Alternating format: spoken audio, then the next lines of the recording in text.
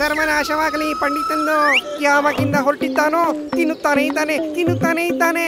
ಬಕಾಸುರ ತನ್ನ ತೂಕವನ್ನು ಜಾಸ್ತಿ ಮಾಡಿಕೊಂಡು ಆ ತೂಕವನ್ನು ನಮ್ಮ ಹೆಗಲ ಮೇಲೆ ಹಾಕುತ್ತಿದ್ದಾನೆ. ಹೀಗೆ ಸಿಕ್ತವ್ರನ್ನೆಲ್ಲ ತಾತಾಚಾರ್ಯ ಆಮಂತ್ರಿಸ್ತಾ ಇದ್ರೆ ನಮ್ಮ ಪರಿಸ್ಥಿತಿ ಅದೋ ಗತಿಯಾಗ್ಬಿಡುತ್ತೆ. ಹೋಗಿ ಹೋಗಿ ಆ ಹೀನ ಬುದ್ಧಿ ತಾತಾಚಾರ್ಯರು ಇದನ್ನ ನಮ್ಮ ತಲೆ ಕಟ್ಬಿಟ್ಟಿದ್ದಾರೆ. ಹೌದು, ಹೀನ ಬುದ್ಧಿನೇ. ಬುದ್ಧಿ ಏನಾದ್ರೂ ಇದ್ದಿದ್ರೆ ಈ ಬಕಾಸುರನಿಗೆ ಆಮಂತ್ರಣ ಕೊಡ್ತಿದ್ನ. ಇನ್ನು 2-3 ದಿವಸ ಇವನು ಇಲ್ಲೇ ಇದ್ರೆ ಎಲ್ಲ ವಿಜಯನಗರದ ಆಹಾರವನ್ನ ತಿಂದು ತೆಗ್ಬಿಡ್ತಾನೆ. ನೀವೇನಾದ್ರೂ ಹೇಳಿದ್ರ? ನಿಮ್ಮದೇ ಗುಣಗಾನವನ್ನ ಮಾಡ್ತಿದ್ದಿ ಪ್ರಭು. ಅದಿರ್ಲಿ, ನನಗಿದು ಹೇಳು, ವಿಜಯನಗರಕ್ಕೆ ನಾವು ಬಂದ್ವಿ, ರಾಜಮಹಲಿಗೆ ಹೋಗೋದು ಎಷ್ಟೊತ್ತಾಗಲ್ಲ? ಇನ್ನೇನೋ ತಲುಪ್ತಾ ಇದ್ದೀವಿ. ಆದ್ರೆ ಅಲ್ಲಿಗೆ ಹೋಗೋವರೆಗೂ ನಮಗೆ ಪ್ರಾಣ ಇದ್ರೆ ತಾನೇ. ಅಷ್ಟರಲ್ಲಿ ನಮ್ಮ ಪ್ರಾಣ ಪಕ್ಷಿ. ಬೇಗ, ನಿಮ್ ಗುರುಗಳು ತಾತಾಚಾರ್ಯರು ನಮಗೋಸ್ಕರ ಕಾಯ್ತಿರ್ತಾರೆ. ಸ್ವಲ್ಪ ಕೇಳಿ ಪ್ರಭುಗಳೇ, ನೀವು ನನ್ನಿಂದ ಯಾಕೆ ಹೀಗೆ ಬಿದ್ದಿದ್ದೀರಾ? ನಾವೆಲ್ಲ ಒಂದೇ ಅಂತ ಗೊತ್ತಿದ್ದೂನು ಮಹಾರಾಜರನ್ನು ನನ್ನ ವಿರುದ್ಧವಾಗಿ ಮಾಡಿದ್ದೀರಿ. ಈ ಅರಮನೆಯಲ್ಲಿ ಏನೇ ಪಾಪ ಪುಣ್ಯವಾಗಿದ್ದರೂ ಅದರಲ್ಲಿ ಸಮಭಾಗಿತ್ವ ಹೊಂದಿದ್ದೇವಲ್ಲವೇ? ಅದ್ರ ಬಗ್ಗೆ ಚಿಂತಿಸಿ ಪ್ರಭು. ಗೊತ್ತುವಲ್ಲ, ನಿನಗೆ ಬಹಳ ಚೆನ್ನಾಗಿ ಗೊತ್ತಿದೆ. ನಾವು ನಮ್ಮ ಕಿರು ಬೆರಳಿನಲ್ಲೇ ಅದನ್ನು ಸಹ ಮಾಡೋದಿಲ್ಲ. ಏನ್ ಮಾಡೋದಿಲ್ಲ ಆಚಾರ್ಯರೇ? ಅರ್ಥ ಆಯ್ತು ಪ್ರಭು, ಅರ್ಥ ಆಯ್ತು. ಗೊತ್ತುವಲ್ಲ, ನೀನು ನಮ್ಮನ್ನು ಸಹ ನೋಡ್ಕೋಬೇಕು. ಇಷ್ಟು ದಿನಗಳಾದ್ರೂ ಉಡುಗೊರೆ ಇಲ್ಲ, ಪದಾರ್ಥಗಳಿಲ್ಲ, ಉಪಹಾರವಿಲ್ಲ. ಸಂಬಂಧಗಳು ಚೆನ್ನಾಗಿರೋದು ಯಾವಾಗ ಅಂದ್ರೆ ಕೊಡೋದು ತಗೊಳ್ಳೋದು ಚೆನ್ನಾಗಿದ್ದಾಗ. ನೀನ್ ಯಾರು, ನಾನ್ ಯಾರು, ಸರ್ವವು ನಶ್ವರ. ಏನ್ ತಗೊಂಡು ಹೋಗ್ತೀವಿ ಇಲ್ಲಿಂದ? ಏನನ್ನೂ ತಗೊಂಡು ಬರದೇ ಇರ್ಬೇಕಾದ್ರೆ. ತಪ್ಪಾಗೋಯ್ತು ಆಚಾರ್ಯರೇ, ತಪ್ಪಾಯ್ತು, ಕ್ಷಮಿಸಿ ಬಿಡಿ. ನಾನು ಪ್ರಮಾಣ ಮಾಡುತ್ತೇನೆ, ನೀವು ಮನೆಗೆ ಹೋಗುವ ಮುಂಚೆ ನಿಮ್ಮ ಉಡುಗೊರೆ ಪದಾರ್ಥಗಳು ಉಪಹಾರಗಳು ಎಲ್ಲ ಮನೆ ತಲುಪುತ್ತವೆ. ಈಗ ನಿಮ್ಮ ಕೋಪವನ್ನು ತ್ಯಜಿಸಿ ಆಚಾರ್ಯರೇ, ನನಗೆ ಸಹಾಯವನ್ನು ಮಾಡಿ ಆ ಕಳ್ಳನನ್ನು ಹಿಡಿಯುವುದಕ್ಕೆ. ಇಲ್ಲ, ನನ್ನ ಪದವಿ ಹೋಗುತ್ತದೆ. ನಿನ್ನ ತಪ್ಪಿನ ಅರಿವು ಈಗ ನಿನಗಾಗಿದೆ ಅಂದಮೇಲೆ ಈ ತಾತಾಚಾರ್ಯ ನಿನ್ ಜೊತೆನೇ ಇರ್ತಾನೆ. ಈ ತಾತಾಚಾರ್ಯ ನಿನ್ನೊಂದಿಗಿದ್ದಾನೆ ಅಂದಮೇಲೆ ನಿನಗೆ ಯಾವ ಭಯ? ಆಚಾರ್ಯರೇ, ನಿಶ್ಚಿಂತೆಯಿಂದ ಇರು, ನಾನೆಲ್ಲವನ್ನ ನಿಭಾಯಿಸ್ತೀನಿ.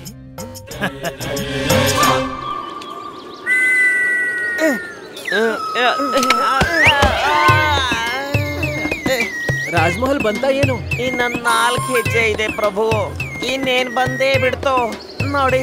1-2 ಸಲ ಉಸಿರು ತಗೊಳ್ಳೋದಿಕ್ಕಾದ್ರೂ ಬಿಡಿ, ಸೀದಾ ನಿಮ್ಮನ್ನ ಅರಮನೆಗೆ ಎತ್ತಾಕ್ತೀವಿ.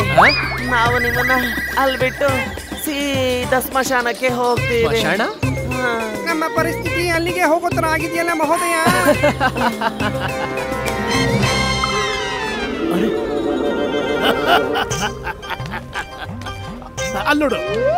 ಅಲ್ಲೋಡ್ದ್ಯಾ ನನ್ನ ಪ್ರತಾಪ? ನೋಡ್ದ್ಯಾ ನನ್ನ ಸಾಮರ್ಥ್ಯ? ನಮಗೆ ಎಂತ ಮಹಾಭಕ್ತರಿದ್ದಾರೆ. ಅವರ ಪಲ್ಲಕ್ಕಿಯನ್ನು ಸಹ ನಮ್ಮ ಪಲ್ಲಕ್ಕಿಯಂತೆಯೇ ತಯಾರಿಸಿದ್ದಾರೆ. ಅಲ್ಲೋಡು, ಆ ಪಲ್ಲಕ್ಕಿ ಅದು ನಮ್ಮ ಪಲ್ಲಕ್ಕಿ ಅಂತ ಇಲ್ಲವೇ? ಅದೇ ಒಂದು ಆಕಾರ, ಅದೇ ರೂಪ, ಅದೇ ಬಣ್ಣಗಳು. ಅಪ್ಪ, ಮತ್ತೆ ಇನ್ನೇನು, ಜನರು ಸೇವಕರನ್ನ ಸಹ ನಮ್ಮ ಸೇವಕರಂತೆ ಇಟ್ಕೊಂಡಿದ್ದಾರೆ ನೋಡು. ಅಲ್ಲೋಡು, ನೋಡೋದಕ್ಕೆ ದನಿ ಮನಿ ತರಾನೇ ಇದ್ದಾರೆ. ದನಿ ಮನಿ ತರಾನೇ. ಗೊತ್ತವಲ್ಲ, ಅವರಿಬ್ರು ನನ್ನ ಕಣ್ಣಿಗೆ ಯಾಕೋ ದನಿ ಮನಿ ತರ ಕಾಣಿಸ್ತಿದಾರಲ್ಲ. ಇವ್ರು ದನಿ ಮನಿನೇನಾ? ಅರೆ, ಅದು ಅವರೇ ಆಚಾರ್ಯರೇ. ಮತ್ತೆ ಪಲ್ಲಕ್ಕಿ? ಪಲ್ಲಕ್ಕಿನೂ ನಿಮ್ದೇ ಆಚಾರ್ಯರೇ. ಪ್ರಶ್ನೆ ಏನೆಂದರೆ, ನೀವು ಇಲ್ಲಿದ್ದೀರಿ ಅಂದ ಮೇಲೆ ಪಲ್ಲಕ್ಕಿಯಲ್ಲಿ ಕೂತು ಮೈ ಮುರಿಯುತ್ತಿರುವನು ಯಾರೆಂಬುದು.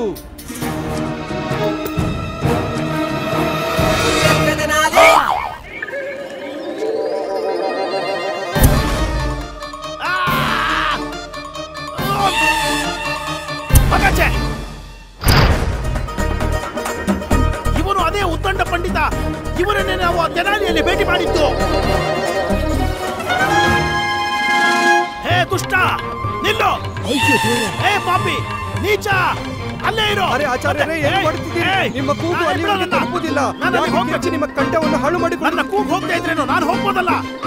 ನನ್ನ ಮುಖ ಏನ್ ನೋಡ್ತಾ ಇದ್ಯಾ? ಹೋಗೋ, ಹೋಗಿ ಓಡೋಗ, ಅವ್ನು ಹಿಡ್ಕೋ, ಹಿಡಿ, ಹೋಗು, ಹೋಗ, ನಿಂತ್ಕೋ, ನಿಂತ್ಕೋ ನೀನು. ಅಯ್ಯೋ, ಇಳಿ ಕೆಳಗೆ, ಬೇಗ ಹೇಳಿ ಮೇಲೆ, ಬೇಗ. ಶಾರದಾ ಅಮ್ಮ, ಬೇಗ ಹೇಳಿ, ಬೇಗ ನಡೀರಿ, ಬೇಗ. ಅಯ್ಯೋ ಗುಂಡಪ್ಪ, ಸರಿ ಮಾಡ್ಕೊಳಕ್ ಬಿಡು. ಸರಿ ಮಾಡೋದಿದ್ರೆ ಆಮೇಲೆ ಮಾಡ್ಕೋ, ಮೊದ್ಲು ಇಲ್ಲಿಂದ ಹೊರಡು ಬೇಗ. ಓ ಶಾರದಾ ಮಹಾಶಯರೇ, ಟುಕ್ಕು ಟುಕ್ಕು ಅಂತ ನನ್ ಮುಖ ಯಾಕೆ ನೋಡ್ತಿದ್ದೀರಾ? ಹೇಳು, ಬೇಗ ಎದ್ದೇಳು. ಅಯ್ಯೋ ಅಮ್ಮ, ಸಣ್ಣನ ಬಿಟ್ಬಿಡು. ಮೇಲ್ಗಡೆ ಇರೋ ಸಣ್ಣ ಅರ್ಥ ಮಾಡ್ಕೋ, ಬೇಗ ಹೊರಡು ಇಲ್ಲಿಂದ, ಬೇಗ. ಏನಾಯ್ತು ಏನಾಯ್ತು ಮಹಾದಯ? ಯಾಕೆಲ್ಲ ಗಾಬರಿಯಾಗಿದ್ದೀರಿ? ಅದು ಈ ಗುರುಜಿನ ಭೇಟಿ ಆಗಕ್ ಬಂದಲ್ಲ, ಅದಕ್ಕೇನು ಅಂದ್ರೆ ಹೀಗೆ ಹೋಗಿ ಭೇಟಿ ಆಗಕ್ಕಾಗತ್ತಾ? ಹಿಡ್ಕೋ, ಮೊದ್ಲು ನಾವು ಮಾರುಕಟ್ಟೆಗೆ ಹೋಗ್ಬೇಕು. ಅದು ಸ್ವಲ್ಪ ಎತ್ಕೊಡು, ತಲೆ ಮೇಲಿಡು. ನಾವು ಮೊದ್ಲು ಮಾರುಕಟ್ಟೆಗೆ ಹೋಗ್ತೀವಿ, ಗುರುಗಳಿಗೋಸ್ಕರ ಹಣ್ಣು ಮಿಠಾಯಿ ತಗೋತೀವಿ. ಇದನ್ನೆಲ್ಲ ತಗೊಂಡು ಆಮೇಲೆ ಭೇಟಿ ಆಗ್ತೀವಿ ಒಳ್ಳೆಯ ರೀತಿಲಿ. ಅಯ್ಯೋ ಅಮ್ಮ, ಏನ್ ಮಾಡ್ತಿದ್ದೀರಾ? ಹೇಳಿ ಮೇಲೆ. ಅಮ್ಮನಿಗೆ ಹೇಳಕ್ ಆಗ್ತಿಲ್ಲ ಅನ್ಸುತ್ತೆ. ಹೇಳಿ ಹೇಳಿ ಬೇಗ. ಅಯ್ಯೋ ಅಮ್ಮ, ಶಾರದಾ, ಈಗೇನಾದ್ರೂ ಎತ್ತಿದ್ರೆ ನಾನೇ ಇರಲ್ಲ. ಅಯ್ಯೋ ಗಂಟನೆಕ್ಕೋ, ನಮ್ ಬಟ್ಟೆ ಅದರಲ್ಲೇ ಇದೆ ಅಲ್ವಾ? ಆದ್ರೆ ನನ್ ಕೈನೂ ಖಾಲಿ ಇಲ್ಲ ಅಲ್ವಾ? ಒಂದ್ ಕೈ ನೀನ್ ಹಿಡ್ಕೊ, ಇನ್ನೊಂದು ಅಮ್ಮನಿಗೆ ಕೊಡು. ನಮ್ಮ ಗುರು ಮೇಲೆ ಎಷ್ಟೊಂದು ಭಯ ಭಕ್ತಿ ಇದೆ ಈ ಪಂಡಿತನಿಗೆ. ಎದಳಿ ಎದಳಿ, ಓಡಿ ಓಡಿ. ಸಂತೋಷವಾಗಿ ಬಿಡುತ್ತಾನೆ. ಇನಾಮು ಸಿಗುತ್ತೆ, ಅರ್ಧ ಅರ್ಧ ಹಂಚಿಕೊಳ್ಳೋಣ.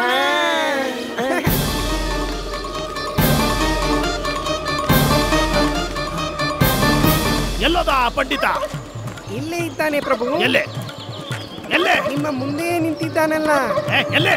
ಇಲ್ಲೇ ಇದ್ದಾನಲ್ಲ ಗುರುಗಳೇ, ಅದಿದೆ. ನಾನು ಅಹಂಕಾರಿ ಪಂಡಿತರ ಬಗ್ಗೆ ಹೇಳ್ತಿದ್ದೀನಿ. ಇಲ್ಲಿಂದ ಓಡೋದ್ನಲ್ಲ ಅವನು. ಅವನ ಅವನು ನಿಮಗೋಸ್ಕರ ಉಡುಗೊರೆಯನ್ನು ತರಕ್ಕೆ ಹೋಗಿದ್ದಾನೆ. ಅವ್ನು ನಮ್ಮ ಪಲ್ಲಕ್ಕಿನ ಏನ್ ಮಾಡ್ತಾ ಇದ್ದ ಅಂದ್ರೆ, ನೀವೇ ತಾನೇ ಅವನನ್ನ ಆಮಂತ್ರಣ ಕೊಟ್ಟು ಕರೆಸ್ಕೊಂಡಿರೋದು. ನಾನು ಆಮಂತ್ರಣ ಕೊಟ್ಟ? ಏ ಮೂರ್ಖರೇ, ನಾನು ಯಾವಾಗ ಅವನಿಗೆ ಆಮಂತ್ರಣ ಕೊಟ್ಟೆ? ಮರ್ತು ಬಿಟ್ಟ ಮುದ್ಕ. ಬಿಟ್ಟ ಗುರುಗಳೇ, ಆ ಕೆಸರು, ಅದರಲ್ಲಿ ಪಂಡಿತರಾಮನು ನಿಮ್ಮನ್ನು ಬೀಳಿಸಿ ಮುಖವನ್ನೆಲ್ಲ ಕೆಸರನ್ನಾಗಿ ಮಾಡಿದ್ದನಲ್ಲ. ನಿಮ್ಗೂ ಗೊತ್ತಾಗ್ಕೊತ್ವಲ್ರೇ? ಮೂರ್ಖರೇ, ಬಾಯಿ ಮುಚ್ಚು ನೀವಿಬ್ರು. ತಟ್ಟರು.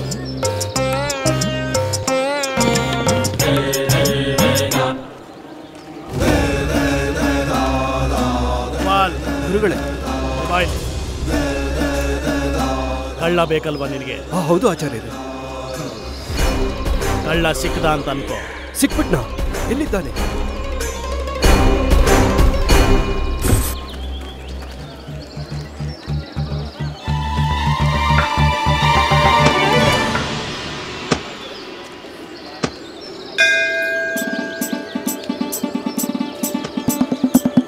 ನೀವು ಸ್ವಲ್ಪ ಹೊತ್ತು ಇಲ್ಲೇ ವಿಶ್ರಾಂತಿ ತಗೊಳ್ಳಿ, ನಾನು ಬರ್ತೀನಿ. ನನಗೆ ಗೊತ್ತಿದೆ, ಇಷ್ಟು ನನಗೆ ಅರ್ಥ ಆಗುತ್ತೆ. ಅಮ್ಮ ಕೇಳ್ತಿದ್ದಾರೆ ನೀನ್ ಎಲ್ಲಿಗೆ ಹೋಗ್ತಿದ್ಯಾ ಅಂತ. ಅಮ್ಮ, ನಮ್ ರಾಜ ಶ್ರೀ ಕೃಷ್ಣದೇವರಾಯರನ್ನ ಭೇಟಿಯಾಗಕ್ಕೆ ಹೋಗ್ತಿದ್ದೀನಿ. ಒಂದ್ ವೇಳೆ ಅವ್ರು ಭೇಟಿ ಮಾಡಿದ್ರೆ ನಮ್ ಯಾತ್ರೆ ಸಫಲ ಆಗುತ್ತಲ್ವಾ? ನಾನು ತರ್ತೀನಿ. ನೀನ್ ಎಂತ ಗಂಡಸು ಗುಂಡಪ್ಪ, ಇಬ್ರು ಮಹಿಳೆಯರ ಗೊತ್ತಿಲ್ದಿರೋ ಜಾಗದಲ್ಲಿ ಈ ತರ ಬಿಟ್ಟು ಹೋಗಕ್ಕಾಗತ್ತಾ? ನಾನ್ ತಡ್ಸ ಅಲ್ವಾ? ಹೌದು. ಮತ್ತಿಲ್ಲ ನಿಂತ್ಕೋ. ಸರಿ, ಹಾಗಾದ್ರೆ ನಿಂತ್ಕೋತೀನಿ. ನೀನ್ ತರಾಮಾಗಿ ಹೋಗ್ಬಿಟ್ಬಾ. ಈ ಗುಂಡಪ್ಪ ಇವ್ರ ಜೊತೆ ಇದ್ದಾನೆ, ನಾನು ಇವರ ತಕ್ಷಕ. ನನ್ನ ತಣ್ಸು, ನಾನು ಹೋಗ್ತೀನಿ. ಎತ್ಕೋ. ಏನ್ ಎತ್ಕೋ? ಕೈ ಎತ್ತಿ ಆಣೆ ಮಾಡು, ಎಲ್ಲೂ ಜಗಳ ಮಾಡ್ಕೊಳ್ದೇನೆ ಇಲ್ಲಿಗೆ ಬೇಗ ಬರ್ತೀಯ ಅಂತ. ನಾನ್ ಆಣೆ ಮಾಡ್ತೀನಿ, ನಾನೆಲ್ಲೂ ಜಗಳ ಆಡದೆ ಆದಷ್ಟು ಬೇಗ ಬರ್ತೀನಿ. ಈಗ ಹೋಗ್ಲಾ?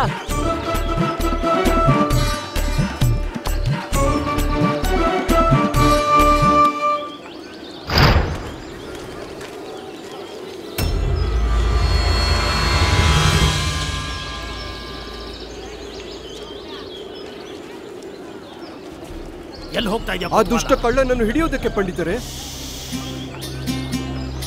ಯೋಚನೆ ಮಾಡಿ ತೀರ್ಮಾನಗಳನ್ನ ತಗೋಬೇಕು ಕೊತ್ವಾಲ.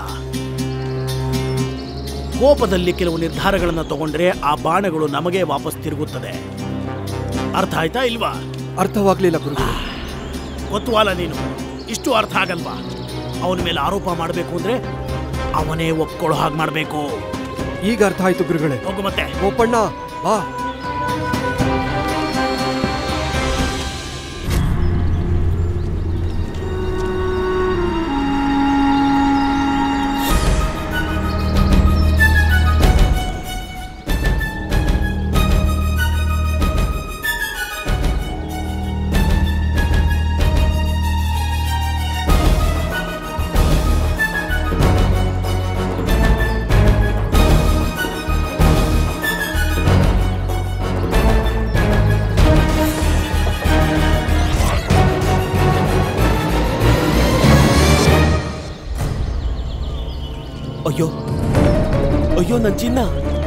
ಅಯ್ಯೋ, ನನ್ ಚಿನ್ನ ಕಳ್ತನ ಆಗ್ಬಿಟ್ಟಿದೆ.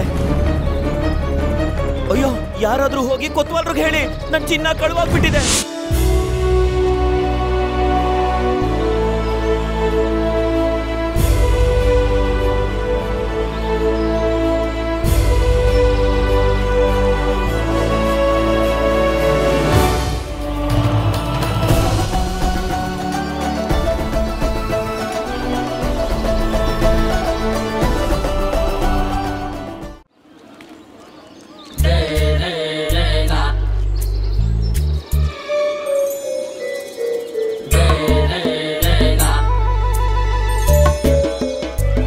ಏನ್ ನೋಡ್ತಾ ಇದೀಯಾ? ಶ್ರೀ ಕೃಷ್ಣದೇವರಾಯರ ಭವ್ಯ ಅರಮನೆ ಎಷ್ಟು ವಿಶಾಲವಾಗಿದೆ, ಎಷ್ಟು ಅದ್ಭುತವಾಗಿದೆ. ಇದೊಂಥರ ಸುಂದರವಾದ ಕನ್ಸಿನ ತರ. ಈ ಅರಮನೆ ಕಲ್ಪನೆಗೆ ಮೀರಿದ್ದು. ನಮ್ಮ ಮಹಾರಾಜ ಶ್ರೀ ಕೃಷ್ಣದೇವರಾಯರ ವ್ಯಕ್ತಿತ್ವ ಎಷ್ಟು ವಿಶಾಲ ಮತ್ತೆ ಅಗಾಧವಾದದ್ದು. ಎಷ್ಟೊಂದು ರೋಮಾಂಚಕ ಈ ಮಹಾರಾಜರ ಆಸ್ಥಾನದ ಒಬ್ಬ ಅಷ್ಟ ದಿಗ್ಗಜನಾಗೋದು. ಮತ್ತೆ ನಿನಗನ್ಸುತ್ತಾ ನೀನು ಮಹಾರಾಜ ಶ್ರೀಕೃಷ್ಣ ದೇವರಾಯರ ದರ್ಬಾರ ಹಾಲಿನಲ್ಲಿ ದಿಗ್ಗಜರನ್ನ ಭೇಟಿ ಮಾಡಬಹುದು ಅಂತ? ಅಯ್ಯೋ ಇಲ್ಲ ಕಣೋ, ಅನ್ಸೋದಿಲ್ಲ. ನನಗ್ ಗೊತ್ತಿದೆ, ಮಹಾರಾಜರ ದರ್ಬಾರಿನಲ್ಲಿ ನಾನು ಒಬ್ಬ ಅಷ್ಟ ದಿಗ್ಗಜನಾಗ್ತೀನಿ. ಯಾವ ರೀತಿಯ ದಿಗ್ಗಜನಾಗ್ತೀನಿ ಅಂದ್ರೆ ನನ್ನ ಖ್ಯಾತಿಯ ಚರ್ಚೆ ವಿಜಯನಗರದಲ್ಲೇ ಪ್ರಖ್ಯಾತಿ ಆಗೋ ತರ. ಯಾವ ತರ ದಿಗ್ಗಜ ಅಂದ್ರೆ ಇಡೀ ವಿಜಯನಗರ ಮತ್ತೆ ಸ್ವತಃ ಮಹಾರಾಜರೇ ಒಂದು ದಿನ ಗರ್ವ ಪಡೋ ಹಾಗೆ. ಯಾವುದೇ ಆಶ್ಚರ್ಯವಿಲ್ಲ. ನಿನ್ನಂತ ಮೂರ್ಖ ಬುದ್ಧಿಹೀನಾನೇ ಈ ರೀತಿ ಆಗದೆ ಇರುವಂತ ಕನಸುಗಳನ್ನ ಕಾಣೋದಲ್ದೆ ಬೇರೆ ಯಾರು ಕಾಣ್ತಾರೆ ಹೇಳು? ನಿನ್ನ ಈ ಬುದ್ಧಿಹೀನ ಕನಸಿನ ಲೋಕದಿಂದ ಆಚೆ ಬಂದು ಪ್ರಪಂಚಕ್ಕೆ ತೆರೆದು ನೋಡು ಮೂರ್ಖ ಪಂಡಿತ. ಮತ್ತೆ ಹಿಂದೆ ತಿರುಗಿ ನೋಡು. ನಿನ್ನ ವಾಸ್ತವಿಕ ವರ್ತಮಾನ, ನಿನ್ನ ಭವಿಷ್ಯ ನಿನ್ನ ಕಣ್ಣು ಮುಂದೆ ನಿಂತಿದೆ.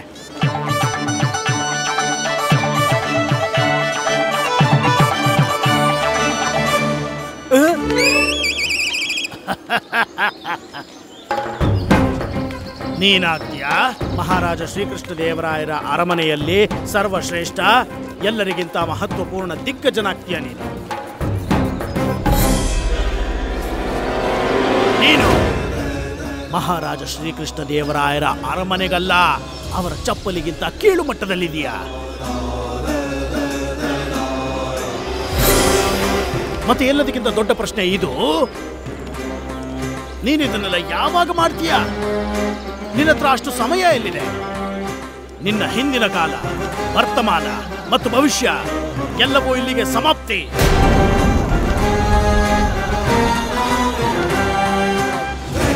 ನಿನ್ನ ಕತೆ ಮುಗಿಯಿತು. ನೆನಪಿದೆಯಾ? ನಾನು ನಿನಗೆ ಹೇಳಿದ್ದೆ ಮೊದಲೇ. ಏನ್ ಹೇಳಿದ್ದೆ ನಾನು? ನೀನು ದುಸ್ಸಾಹಸವನ್ನೇ ಮಾಡಿ ವಿಜಯನಗರಕ್ಕೆ ಹೆಜ್ಜೆ ಇಡುವಂತಹ ಪ್ರಯತ್ನ ಮಾಡಿದ್ದೆ. ಆದಲ್ಲಿ ನಾವು ನಿನಗೆ ಯಾವ ರೀತಿ ಸ್ವಾಗತ ಕೋರ್ತೀವಿ ಅಂದ್ರೆ, ಯಾವ ರೀತಿ ಸ್ವಾಗತ ಮಾಡ್ತೀವಿ ಅಂದ್ರೆ, ನೀನು ಸಾಯೋವರೆಗೂ ನೆನಪಲ್ಲಿಟ್ಕೋತೀಯ ಅಂತ ಹೇಳಿದ್ದಲ್ಲ. ನೋಡ್ಯಾ, ಕೊಟ್ಟ ಮಾತಿಗೆ ಎಷ್ಟು ಬದ್ಧರು ನಾವು. ನಾವೇ ನಿನ್ನನ್ನ ಸ್ವಾಗತ ಕೋರಲು ಬಂದಿದ್ದೇವೆ.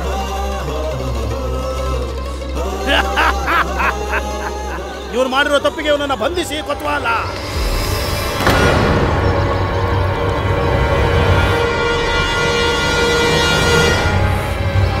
ಕೊಂಡ್ರೆ ಪರಿಣಾಮ ಹೇಗಿರುತ್ತೆ ಅಂತ.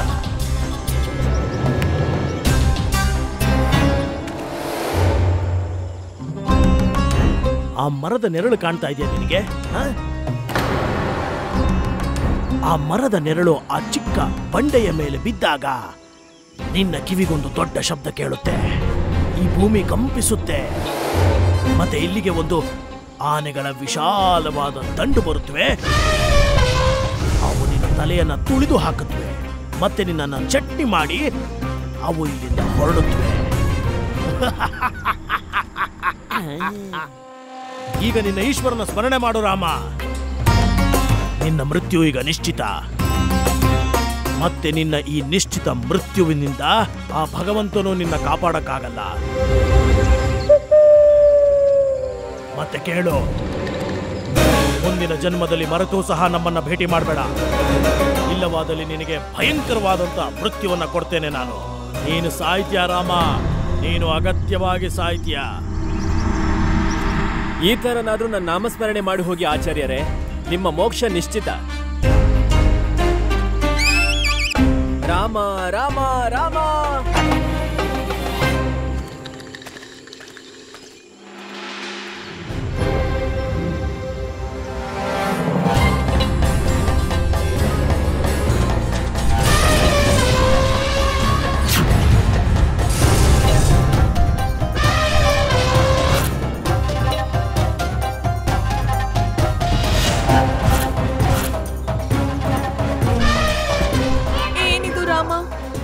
ಸರಿಯಾಗಿ ಹೇಳ್ಬಿಟ್ಟು ಹೋದ.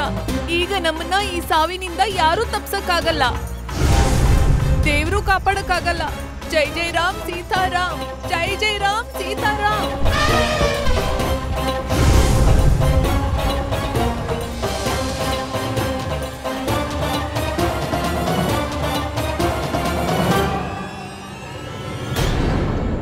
ರಾಮ ರಾಮ, ಏನಾಯ್ತು? ಯಾವ್ದಾದ್ರು ನಾಯಿ ಬಂತ ಏನು?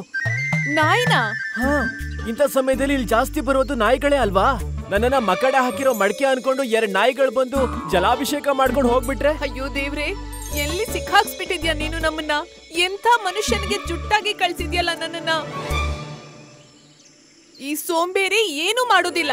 ನೀನೇ ಏನಾದ್ರೂ ಮಾಡು ದೇವ್ರೆ, ಏನಾದ್ರೂ ಮಾಡು.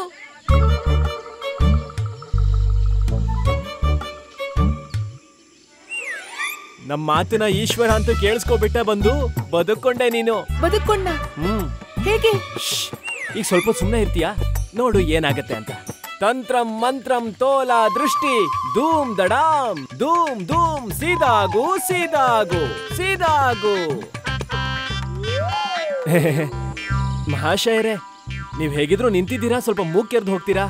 ತುಂಬಾ ಕಡಿತಾ ಇದೆ.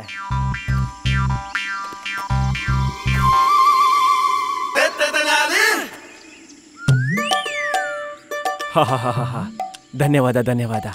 ಶ್ರೀಯುತರೆ, ಇದ್ಯಾಕೆ ಅಂತ ತಿಳ್ಕೊಳ್ಬಹುದಾ? ಹೇಗಿದೆ ಅಂದ್ರೆ ಅರ್ಧ ಒಳಗಿರೋದು ಮತ್ತೆ ಹೊರಗಡೆ ಇರೋದಾ? ಅದೇ ಯಾಕೆ ಹಾಗೆ ಅಂತ? ಅಯ್ಯೋ ಮಹಾನುಭಾವ, ತುಂಬಾ ವರ್ಷದಿಂದ ನನಗೆ ಸೊಂಟ ನೋವಿನ ಸಮಸ್ಯೆ ಇತ್ತು. ಅದು ಸರಿಯಾಗ್ಬೇಕು ಅಂದ್ರೆ ನಾನು ಮಣ್ಣೊಳಗಡೆ ಹೋಗ್ಬೇಕಾಗಿತ್ತು. ಆಮೇಲೆ ನೀವು ಕೆರಿತಾ ಇರಿ, ನೀವು ಕೆರಿತೀರಿ. ಆಯ್ತು ಆಯ್ತು, ಮಾಡ್ತಿದ್ದೀನಿ. ಸರಿ, ಆಮೇಲೆ ಒಬ್ರು ಮಹಾನ್ ಸಂತರು ಸಿಕ್ಕಿದ್ರು. ಅವ್ರಿಗೆ ನನ್ ಸಂಕಷ್ಟನ ಹೇಳ್ಕೊಂಡೆ. ಅದಕ್ಕೆ ಅವರು ನನ್ ಕಷ್ಟನ ದೂರ ಮಾಡೋಕೆ ಒಂದು ಉಪಾಯನೂ ಹೇಳಿದ್ರು. ಹೌದಾ? ಏನು ಉಪಾಯ ಹೇಳಿದ್ರು? ನೀವು ಕೆರಿತೀರಿ. ಉಪಾಯ ಏನು ಅಂತ ಹೇಳಿ. ಇದೆ, ನೀವು ನೋಡ್ತಿದ್ದೀರಲ್ಲ. ಅವ್ರು ನನಗೆ ಹೇಳಿದ್ರು, ಒಂದು ಇಡೀ ದಿನ ನನ್ನನ್ನು ನಾನು ಕತ್ತಿನ ತನಕ ಮಣ್ಣೊಳಗೆ ಹೂತಿಡ್ಕೊಂಡು ಅವ್ರೊಂದ್ ಮಂತ್ರ ಹೇಳಿದಾರೆ, ಅದನ್ನ ಪಠಿಸ್ತಾ ಇದ್ರೆ ನನ್ನ ಗೂನ್ ಬೆನ್ನಿನ ಸಮಸ್ಯೆ ಸಂಪೂರ್ಣವಾಗಿ ಪರಿಹಾರ ಆಗುತ್ತೆ. ಆಮೇಲೆ ನಾನು ಎಲ್ಲರ ತರ ಆರಾಮಾಗಿ ನಡಿಬಹುದು. ಸ್ವಲ್ಪ ವ್ಯತ್ಯಾಸ ಆಗ್ತಿದ್ಯಾ? ತುಂಬಾ ಚೆನ್ನಾಗಾಗ್ತಿದೆ. ಇದೇ ತರ ಕರಿತೀರಿ. ಮಾಡ್ತಾ ಇದ್ದೀನಿ. ಸ್ವಲ್ಪನಾದ್ರೂ ಸರಿ ಹೋಗಿದ್ಯಾ? ಎಲ್ಲ ನಿಮ್ ಕಣ್ಮುಂದೆನೆ ನಡೀತಿದ್ಯಲ್ಲ ಮಹಾನುಭಾವ. ಇಷ್ಟ ತನಕ ನಾನು ಮಣ್ಣೊಳಗೆ ಹೂತಿಟ್ಕೊಂಡಿದ್ದೀನಿ. ಒಂದ್ ಕೆಲ್ಸ ಮಾಡಿ, ನನ್ನನ್ನ ಮಣ್ಣಿಂದ ಹೊರಗಡೆ ತೆಗೀರಿ. ಅವಾಗ ಗೊತ್ತಾಗುತ್ತೆ ಆ ಋಷಿವರ್ಯ ಕೊಟ್ಟಿರೋ ವಾಕ್ಯ ಸರಿನಾ ತಪ್ಪು ಅಂತ. ಬನ್ನಿ, ಸ್ವಲ್ಪ ಸಹಾಯ ಮಾಡಿ. ಹಾಗೆ ಆಗಿ, ಹಾಗೆ ಆಗಿ.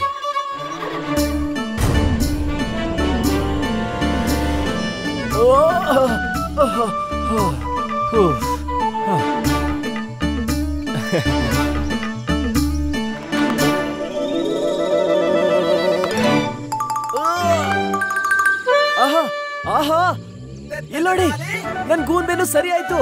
ಇಲ್ಲಿ ನೋಡಿ, ನನ್ ಬೆನ್ನೆಲ್ಲ ಸರಿಯಾಗಿ ಹೋಗಿದೆ. ಮಣ್ಣೊಳಗೆ ಹೋಗಿದ್ದಕ್ಕೆ ನನ್ ಸೊಂಟ ನೋವು ಸರಿ ಆಯ್ತು, ನನ್ ಗೂನ್ ಬೆನ್ನು ಸರಿ ಆಯ್ತು. ನನ್ಗೂ ಸ್ವಲ್ಪ ತಿಳಿಸಿ ಶ್ರೀಯುತರೆ. ನಿಮ್ಗಂತೂ ತುಂಬಾ ತುಂಬಾ ಧನ್ಯವಾದ ಮಹಾನುಭಾವರೇ. ಇಡೀ ಪ್ರಪಂಚದಲ್ಲಿ ನೀವೇ ಮೊದಲನೇ ವ್ಯಕ್ತಿ ನಾನು ಸೀದಾ ನಿಂತ್ಕೊಂಡಿರೋದನ್ನ ನೋಡ್ತಾ ಇರೋದು. ನೀವು ನನ್ ಮೂಗುನು ಕೆರದ್ರಿ. ಅದಕ್ಕೆ ನಾನ್ ನಿಮ್ಗೋಸ್ಕರ ಏನಾದ್ರೂ ಮಾಡ್ಲೇಬೇಕು. ಹೇಳಿ, ನಾನ್ ನಿಮ್ಗೋಸ್ಕರ ಏನ್ ಮಾಡ್ಬೇಕು? ನಿಸ್ಸಂಕೋಚದಿಂದ ಹೇಳಿ.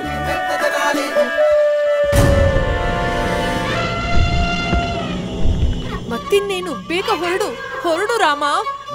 ಮಾಡ್ತಿದ್ದೀನಿ, ಸ್ವಲ್ಪ ಸುಮ್ಮನೆ ಇರು. ನಾನಂತೂ ಏನೋ ಮಾತೇ ಆಡ್ಲಿಲ್ಲ. ನಾನ್ ನಿಮ್ ಮನ್ಸಿನ ಮಾತನ್ನ ಕೇಳಿಸ್ಕೊಂಡಲ್ಲ, ಅದೇನೆ ನಿಮ್ ಮುಕ್ತಲ್ಲಂತೂ ಸ್ಪಷ್ಟವಾಗಿ ಕಾಣಿಸ್ತಿದೆ. ನೀವು ನಂತರನೇ ಭೂಮಿ ಒಳಗ್ ಹೋಗ್ಬೇಕು ಅಂತ. ನನ್ನಿಂದ ಆ ಮಂತ್ರನ ತಗೊಂಡು ನೀವು ಜಪಿಸ್ಬೇಕು ಅಂತಿದ್ದೀರಾ, ನಾನ್ ಮಾಡಿತರಾನೆ. ಅವಾಗ ನಿಮ್ ಸೊಂಟನೂ ಸರಿ ಆಗತ್ತೆ ಅಲ್ವಾ? ಅಲ್ವಾ ಅಲ್ವಾ? ಏನಂತ ಹೇಳಿ? ಹೌದು, ಹಾಗೆ ಅನಿಸ್ತಿದೆ. ನಿಮ್ ಮುಖ ನೋಡಿದ್ರೆ ಗೊತ್ತಾಗಲ್ಲ, ಆದ್ರೆ ನೀವು ತುಂಬಾ ಹುಷಾರಿದ್ದೀರಾ. ಈ ಸಮಯನ ಸರಿಯಾಗಿ ಬಳಸ್ಕೊತಿದ್ದೀರಾ. ಕಳ್ಳ ಕಾಕ, ಬನ್ನಿ ಗುಂಡಿ ಒಳಗ್ ಹೋಗಿ.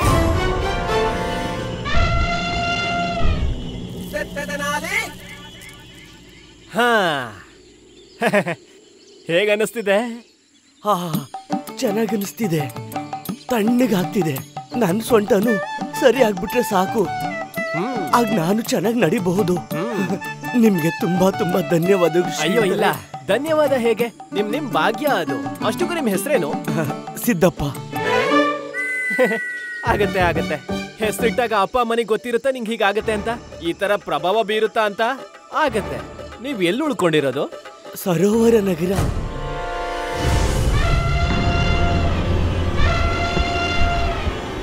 ಸಾಕ್ ಮಾಡು ರಾಮ, ನೀನು ಹೊರಡು, ನನ್ನೂ ಕರ್ಕೊಂಡು ಹೋಗು ಇಲ್ಲಿಂದ. ಹೊರಡೋಣ, ಸ್ವಲ್ಪ ತಡಿ. ಹೊರಟೋಗ್ತೀನಿ. ಈತನ ನನ್ನ ಹಾಕಿದ್ಯಾ? ಇಲ್ಲ, ನಾನು ಹೋಗ್ತಿದ್ದೀನಿ. ಹೋಗ್ಬೇಕಲ್ವಾ? ಹೋಗ್ತೀನಿ. ಹಾ. ಅಯ್ಯೋ ಎಲ್ಲಿ ಹೋಗ್ತಿದೆ ಶ್ರೀಯುತರೆ? ಮಂತ್ರನಾದ್ರೂ ಹೇಳ್ಬಿಟ್ಟು ಹೋಗಿ. ಅಯ್ಯೋ ಹಾ, ಕೇಳಿಸ್ಕೊಳ್ಳಿ. ಸಂತ್ರಂ ಮಂತ್ರಂ ಸಂತ್ರಮ್ಮ ಮಂತ್ರಂ ಯೋಲಾ ವೃಷ್ಟಿ ಯೋಲಾ ವೃಷ್ಟಿ ಧೂಮ್ ದಡಾಮ್ ಧೂಮ್ ಧೂಮ್ ಧೂಮ್ ದಡಾಮ್ ಧೂಮ್ ಧೂಮ್. ಮಹಾನುಭಾವರೇ, ಪೂರ್ತಿ ಶಕ್ತಿ ಹಾಕಿ, ತುಂಬಾ ಗಟ್ಟಿ ಸ್ವರದಲ್ಲಿ ಧೂಮ್ ದಡಾಮ್ ಸೀದಾ ಆಗ್ಬಿಡ್ಲಿ, ಸೀದಾ ಆಗ್ಬಿಡ್ಲಿ. ಧೂಮ್ ದಡಾಮ್ ಸೀದಾ ಆಗ್ಬಿಡ್ಲಿ, ಸೀದಾ ಆಗ್ಬಿಡ್ಲಿ. ಧೂಮ್ ದಡಾಮ್ ಸೀದಾ ಆಗ್ಬಿಡ್ಲಿ, ಸೀದಾ ಆಗ್ಬಿಡ್ಲಿ. ಧೂಮ್ ದಡಾಮ್ ಸೀದಾ ಆಗ್ಬಿಡ್ಲಿ, ಸೀದಾ ಆಗ್ಬಿಡ್ಲಿ. ಧೂಮ್ ದಡಾಮ್ ಸೀದಾ ಆಗ್ಬಿಡ್ಲಿ, ಸೀದಾ ಆಗ್ಬಿಡ್ಲಿ. ಧೂಮ್ ದಡಾಮ್ ಸೀದಾ ಆಗ್ಬಿಡ್ಲಿ, ಸೀದಾ ಆಗ್ಬಿಡ್ಲಿ. ಧೂಮ್ ದಡಾಮ್ ಸೀದಾ ಆಗ್ಬಿಡ್ಲಿ, ಸೀದಾ ಆಗ್ಬಿಡ್ಲಿ.